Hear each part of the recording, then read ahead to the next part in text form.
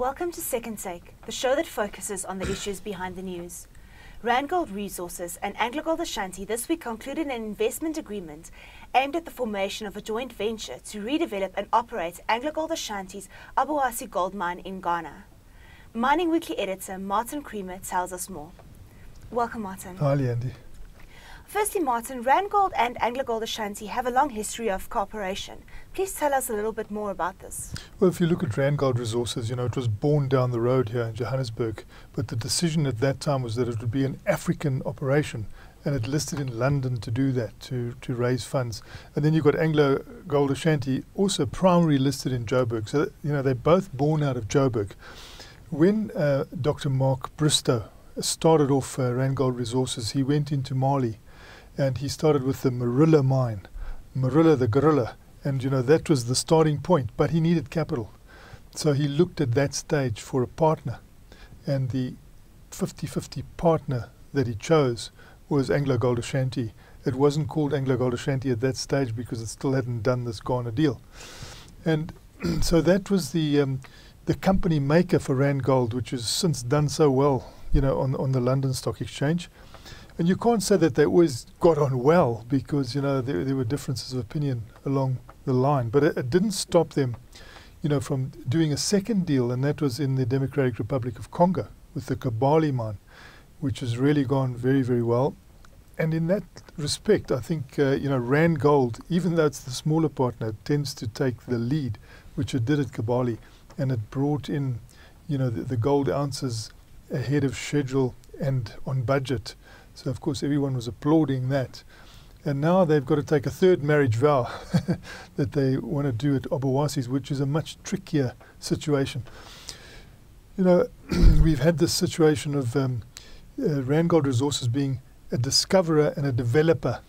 Well, when they go into Obuasi, that was discovered in 1897. It's a centuries-old operation, so it's going to be something different to it, but it's regarding it as a complete rebirth. And the two of them spoke from Ghana to the world yesterday, conference call. There were a lot of questions coming in, and a lot of them around, their relationship. How is it going to work? They say that they've got all sorts of checks and balances built in, and they've never actually had to use them because the actual partnership has gone well. So, Martin, how did they arrive at the decision to work together on the Obuasi mine? I think it came out of Kibali, and it also came out of, new CEO at AngloGold Ashanti, Venkat. He's an extremely workmanlike financial man, and, Dr. Mark Bristow is an extremely workmanlike geologist. And I think there's a great meshing of the two of them there. They seem to admire one another. When the Cripple Creek deal was done by Venkat a couple of months back, Dr. Mark Bristow was the first to tell journalists, well, this was an incredible deal. He's done a very good deal. And of course, now that Venkat has got problems of a technical nature in Obuasi, he's obviously discussed them also because of their constant interaction. And they've been working on this at Clear for some time because, Dr. Mark Bristow's already got a big handle on the geology. He knows what sort of ounces should come out of there. And if you throw your mind back 10 years, he also fought to get that from AngloGold Ashanti. So it wasn't always a partnership that was sort of non-contesting. They both bid for Obuasi when it came up, in Ashanti Goldfields was the previous owner.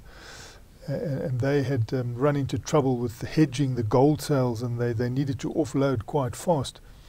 And both of them bid for it. But AngloGold Ashanti was the winner. Now, in those 13 years or 10 years that have lapsed, Obuasi hasn't really performed. Every now and again it's delivered a bit of cash, but most of the time it's been a problem child. So finally they're saying, you can't work on a car while it's running on the road. You must stop the car, send it to a repair shop, let it get repaired, and then let it go again, which is what they've done. They've stalled the whole operation.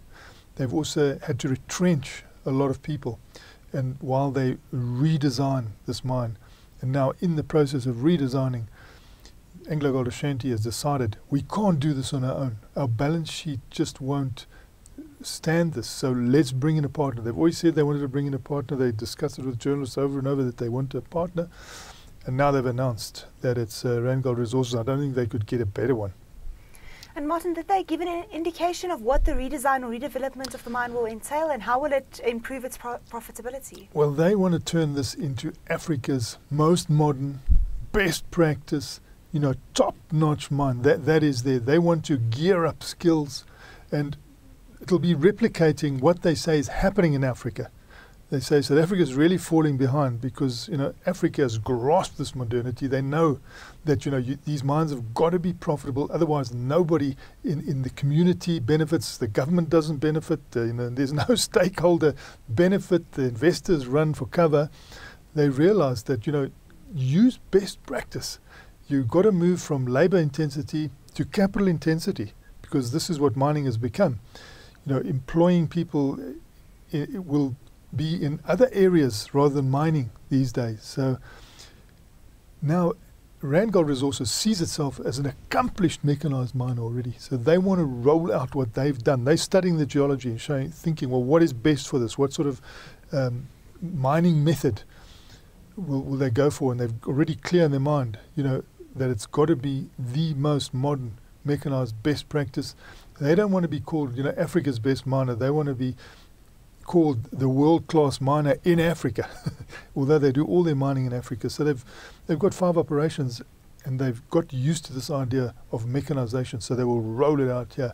And they believe that it's not going to be at a capital cost of more than about $1 billion. Well, they're targeting below $1 billion, because impairment on this mine has already been $1 billion. So they've already wasted $1 billion on it. And now they think that they can really revive it in a way that will be profitable. It'll be profitable at $1,000 an ounce. So in other words, at $1,000 an ounce, you've probably still got a 20% margin. So that's how Randgold has worked in Africa. That's why this downturn in the gold price hasn't hit it. It can still produce more from these new mines that it's discovered, and it wants to repeat this performance at Obuasi, which up to now has been a real problem. And then lastly, Martin, what are the immediate next steps that have to be taken for this joint venture to be formed? Well, you can see they're not going to move until they get every regulatory signature. They've got to get environmental sign-off. They've got to get regulatory sign-off. They've got to get, all the sign-offs available before they start moving. So they want the government to really be 100% partner. They've already gone to see the government. They've discussed this. They've brought labor in. Labor has discussed it. They've gone even to the king of the Ashanti, because in this area, the actual working with gold goes back centuries. The Ashanti kingdom was known for gold and gold artifacts. They've been working with gold for centuries. They even had gold bar. They used to trade it. It was quite a kingdom. And we've seen now there's still an Ashanti king, and just recently, this month, he went, I think it's Osei Tutu II, to see Queen Elizabeth in England. So they've still got that background of working with gold, and they want to make sure that this doesn't end. And because there's such an environmental legacy there, they believe they can also turn that to account, because you don't want to wait 2 years before you can get this mine revived and producing. During that period, you want to be earning money. So what they will do is they will mine the dump material. And there's a lot of it around.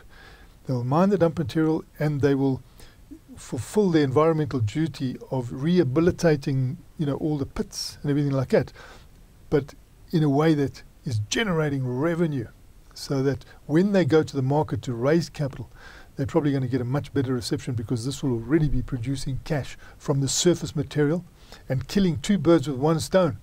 Fulfilling the environmental obligations, because they've got a terrible legacy there of environmental degradation. You can imagine, since 1897. So they want to clear that up, but do it in a way that they make a good revenue stream out of it. And so they hit the ground running with cash as they start actually mining in this new modern way, which they say will be best practice measured anywhere in the world. And it will be something that will revive this mine for a sustainable period. Thanks for speaking to us, Martin. It's a great pleasure, Leandi. That's it for today. Join us again next week for more news analysis on South Africa's mining industry.